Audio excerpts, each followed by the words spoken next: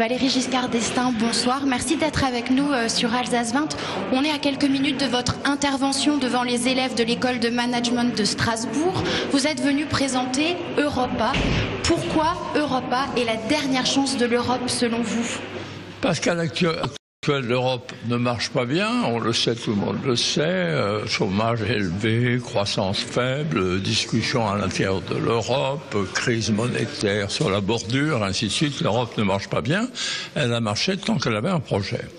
Et le projet, c'est les projets des pays qui veulent avancer en Europe, c'est-à-dire qui veulent pousser plus loin l'intégration européenne.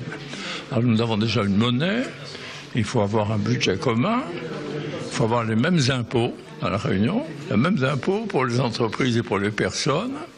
Il faut ensuite mettre la dette en commun et avoir une solidarité financière. Et si on fait ça, on sera un grand pays, comme les grands pays du monde moderne, et les gens se sentiront plus heureux. Est-ce que c'est pas l'objectif, ça, normalement? Est-ce que c'est pas la mission de l'Union européenne? Pourquoi cette organisation parallèle, quelque part? Parce que dans l'Union européenne, vous avez des gens qui ne veulent pas faire ça. Vous avez la Grande-Bretagne qui ne le veut pas, mais vous avez aussi des pays nouveaux, je ne vais pas les citer, tels que la Hongrie, tels que la République tchèque, qui ne veulent pas pousser l'intégration européenne plus loin. Donc il faut la pousser avec les pays qui veulent le faire et qui sont dans une situation voisine, c'est-à-dire qui gèrent leur économie à peu près de la même manière. Et il y en a une bonne douzaine. Comme capitale d'Europa, vous envisagez Strasbourg? Oui, parce que, si vous voulez, il ne faut pas trop mélanger. Bruxelles est la capitale de l'Union européenne. Si elle était en même temps la capitale d'Europa, les gens ne se retrouveraient pas. Donc, Bruxelles restera la capitale de l'Union européenne à 28, et Strasbourg deviendra la capitale de Europa à 12 ou 13 pays.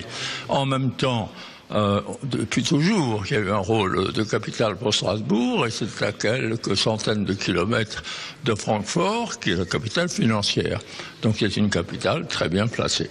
Vous allez vous exprimer là devant les managers de demain. Pour vous, c'est important de transmettre ce combat aux jeunes générations. Qu'est-ce que vous allez leur transmettre comme message aujourd'hui? Qu'est-ce que vous attendez d'eux? Leur transmettre que c'est à eux de faire le travail.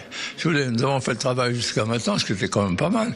Entre des pays qui faisaient la guerre, qui se détruisaient, qui se détestaient, nous avons réussi à faire une communauté amicale, solide, qui travaille ensemble.